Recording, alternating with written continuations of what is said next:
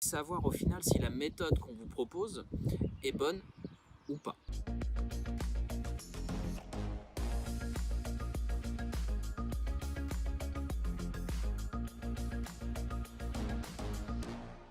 Vous voulez que votre chien reste en position, même s'il y a des sollicitations, vous voulez ne pas avoir à lui répéter 2, 3, 4 fois, 10 fois assis pour qu'il fasse cette position-là, et surtout qu'il la tienne jusqu'à ce que vous leviez l'ordre. Je vous propose de découvrir aujourd'hui deux principes essentiels dans l'éducation de son chien. On va différencier déjà les méthodes des principes.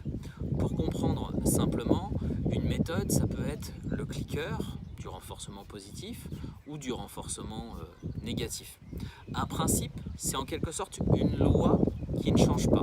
Je vais vous en révéler deux aujourd'hui qui vont devoir vous donner une direction et savoir au final si la méthode qu'on vous propose est bonne ou pas. Le premier principe concerne le temps, c'est-à-dire à quel moment je récompense ou je reprends mon chien.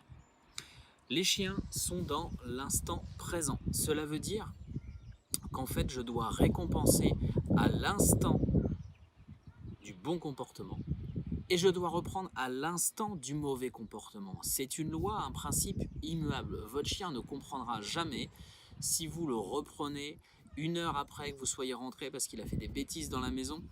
Si vous le disputez parce qu'il n'est pas revenu au rappel au bout de 10 fois, mais qu'au final il est en train de revenir, vous êtes à l'instant T en train de le disputer alors qu'il revient. Vous cassez le rappel de votre chien. Donc premier principe, je récompense à la seconde du bon comportement et je reprends à la seconde du mauvais comportement. Deuxième principe, ou la deuxième loi qui ne changera jamais, c'est que je dois toujours lever l'ordre.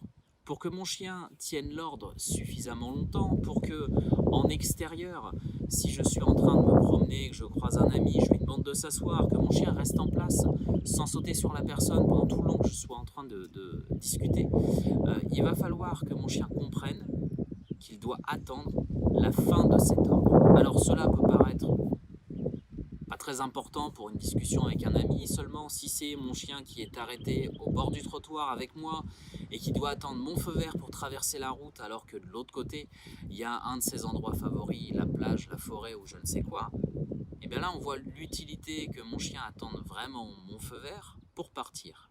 D'où le deuxième principe, mon chien attend toujours mon feu vert quoi qu'il se passe pour quitter l'ordre dans lequel je l'ai mis.